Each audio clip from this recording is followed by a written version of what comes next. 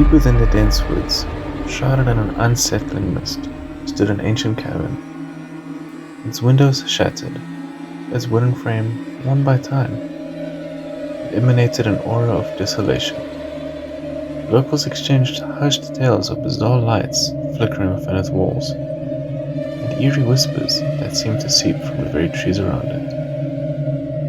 On a night when the moon hid ominous clouds and wind carried a sense of foreboding, a group of adventurous friends gathered around a crackling fire. Tales of the cabin's mysteries swirled among them, each story more spine-chilling than the last. Emboldened by youthful curiosity, they vowed to uncover the truth. Armed with flashlights and a bravado, they ventured towards the cabin. Rain began to fall in heavy drops, masking their footsteps as they cautiously pushed open the creaking door. Inside, the air was thick with dust and a musty sense of abandonment. A gust of wind slammed the door shut behind them, sealing their fate. Heartbeats quickened as they stumbled upon an old diary, its pages full of scribbles of a tormented soul. The very walls seemed to tremble with secrets as distant whispers grew louder, melding with their racing thoughts. They realized too late that some doors were left unopened, as the cabin's malevolent history wrapped its icy fingers around them, and their nightmare had only just begun. As the friends pored over the diary's horrifying accounts, a suffocating tension gripped the air, choking off their breath.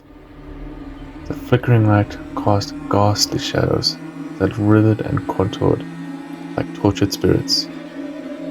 Panic clawed at their chests, each heartbeat drumming a rhythm of dread. But escape had become an illusion, a cruel trick played by the malevolent force that held them captive. Abruptly, the diary slipped from the trembling grasp and hit the floor with a sickening thud. The cabin's walls seemed to close in, pulsating with a sinister energy, like a heartbeat of evil. An icy wind sliced through the room, carrying a frightened odor that hung thick in the air. A chilling realization gripped them. They were not alone. Desperation clawed at their souls.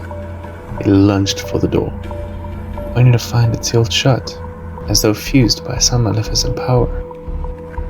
The room grew darker, the whispers grew louder, and a chorus of anguished cries reverberated through their minds. Their flashlights spluttered and died, leaving them at the mercy of the encroaching darkness.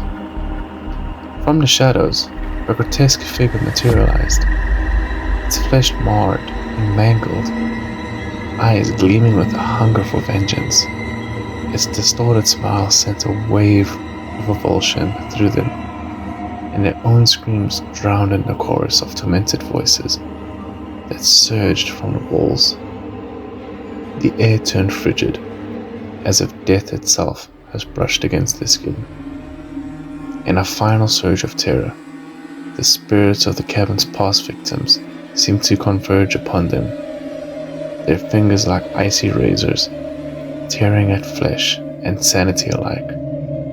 The cabin itself seemed to writhe, its walls dripping with a substance that defied description.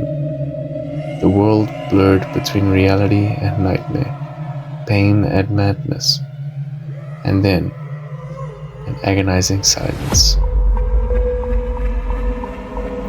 The cabin absorbed their tortured souls, leaving behind only a chilling void. The ancient woods stood as a silent witness.